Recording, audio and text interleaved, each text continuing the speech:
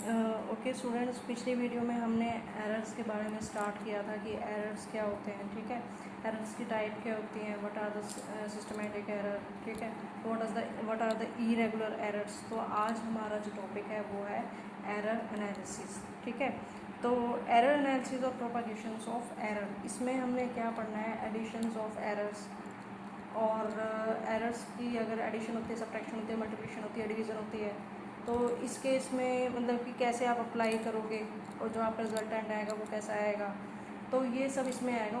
इस वीडियो को देखने से पहले आपको पिछली वीडियो में सबसे पहले एब्सोल्यूट एरर क्या होता है, रिलेटिव एरर क्या होता है, परसेंटेज एरर क्या होता है, ये आपको देखना पड़ेगा। उसके बाद ही आपको ये समझ में आएगा। डायरेक्ट आप ये वीडियो देखोगे तो आपको समझ में नहीं आएगा। तो first you have to go through the previous video, so you will have to understand this. Okay, so let us start. So we have a let a and b are two observed quantities and let x be the result when they are added. हमने क्या लिए, a और b दो quantities ली हैं और x उनका क्या है, रिजल्टेंट है जब उनको ऐड किया गया है। ठीक है, x आप उसका रिजल्टेंट ले लो जब उसको सब्ट्रैक्ट किया गया है या मल्टीप्लाई किया गया है या सब्ट्रैक्ट किया गया है या डिवाइड किया गया है। चारों केसेस में जो उसका रिजल्टेंट आ रहा है वो क्या आ रहा है, आपके पास x आ रहा है। ठीक है, तो a और b दो क्वांटिटीज़ हैं, x उनका रिजल्टेंट है, सब केस में क्या आ रहा है, x ही आ रहा है, whether it is a subtraction, addition, multiplication और डिवीज़न।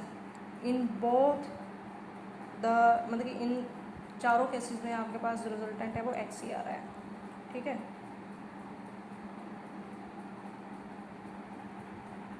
ओके, तो सबका फर्स्ट केस आ जाता है when two observe quantities are added. जब हमने उसको ऐड किया है तो सिंपल रिजल्टेंट क्या होगा, x is equal to a plus b, क्योंकि सिंपल हमने इनको क्या किया है, ऐड किया है। तो maximum error in x will be, तो इसमें जब आप दो एरर क्वांटिटीज़ को ऐड करोगे तो उसके रिजल्टेंट में भी आपके पास क्या आएगा, एरर ही आएगा। तो वो एरर कैसे होगा, maximum error in x will B delta x, delta represent the error. बच्चे ये चीज़ याद रखनी है। अभी इसको सिंपल हमने x is equal to a plus b लिखा है, यहाँ पे हमने delta x is equal to a plus delta x क्यों लिखा है, क्योंकि इसमें एरर आ चुका है। ठीक है, तो delta x is equal to delta a मतलब इसमें भी एरर है, प्लस डेल्टा बी मतलब इसमें भी एरर है। Where this left hand side is maximum error in x, okay, and in right hand side maximum error in a plus maximum error in b। तो simple addition में क्या हुआ है कि जो मैक्सिमम एरर इन x क्या है, simply हमने उनको क्या कर दिया है, that is maximum error in a plus maximum error in b। Second क्या है, when two observe quantities are subtracted, जब इनको सब्ट्रैक्ट किया जाता है, that is x is equal to a plus delta x is equal to x is equal to a minus b. इस case में maximum error क्या आएगा, delta x is equal to delta a plus delta b।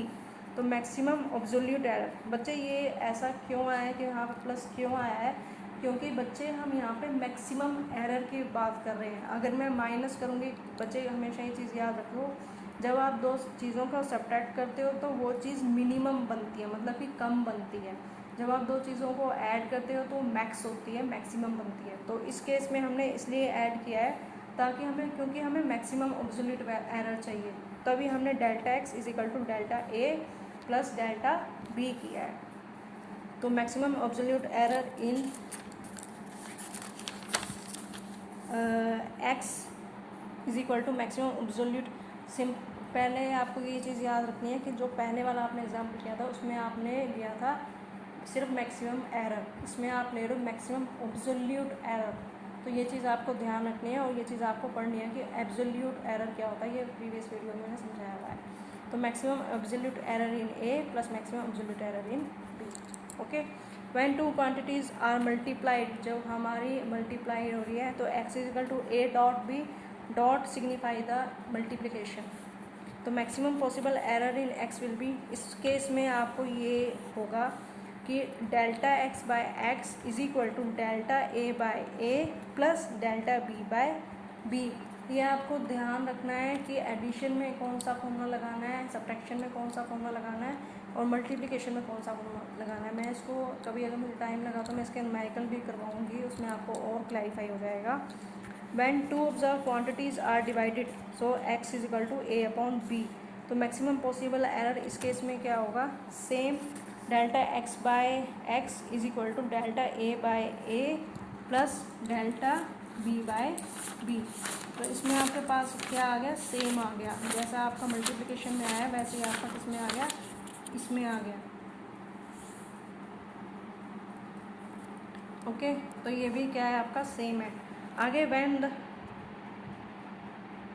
when result is equal to the sum power of a physical quantity, so suppose करो ये x हमारा resultant है, ये हमने पढ़ा था, ये अगर किसी क्वांटिटी की पावर के इक्वल है, सपोज करो आपका जैसे आ जाता है x आपकी किसी प्रोपोर्शनल है किसी क्वांटिटी की पावर में, ठीक है, तो उस केस में क्या होगा आपके पास delta x by x is equal to n, ये जो n है रेस्ट पावर में ये आगे आ जाएगा डेल्टा a बाय a।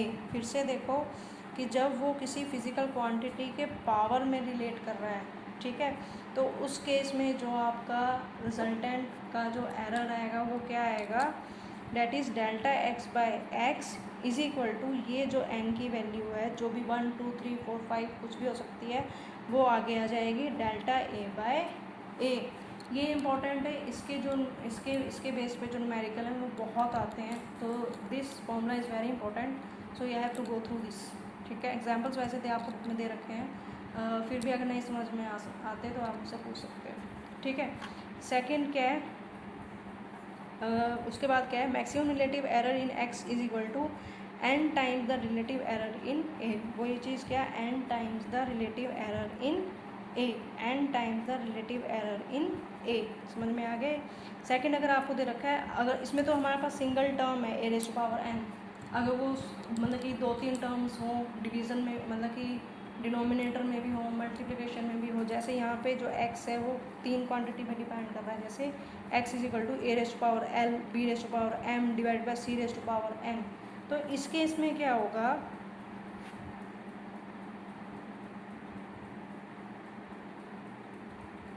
इस केस में क्या होगा, जो इसकी रेज़ टू पावर में a की रेज़ टू पावर में वो आगे आएगा l delta a by a आ जाएगा।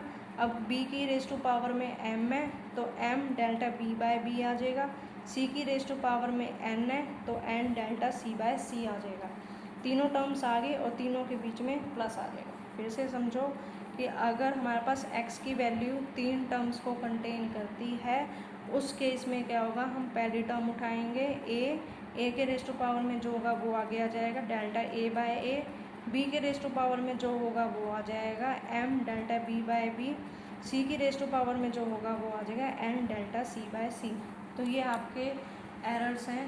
तो इससे रिलेटेड जो न्यूमेरिकल्स हैं वो आते हैं कई बार, तो उन न्यूमेरिकल्स के थ्रू मतलब कि वो न्यूमेरिकल्स आपको इनके थ्रू ही होंगे जिसमें आप एडिशन, अच्छा एडिशन हो गया, सब्ट्रैक्शन हो गया, we have multiplication, division and then raise to power. जो ये रेज़ टू पावर वाला है ये 2 या 3 मार्क्स का इसका न्यूमेरिकल आता ही है, जिसमें आपको यहाँ पे कोई भी, यहाँ पे 2 हो सकता है, यहाँ पे 3 हो सकता है, यहाँ पे 4 हो सकता है, कोई भी टर्म हो सकती है, उसमें सिंपल आपको क्या करना होता है। वैसे इसका एक न्यूमेरिकल मैं करवाऊँगी आपको, जिससे आपको इसको समझने में हेल्प मिलेगी। और फर्दर ये डिवीज़न और आई थिंक जो सब्ट्रैक्शन वाला है वो तो ईजी है, मेन ये वाला है, इट इज़ वेरी इंपॉर्टेंट, क्योंकि इसके बेस पे न्यूमेरिकल बहुत आते हैं, ठीक है। Okay, thank you.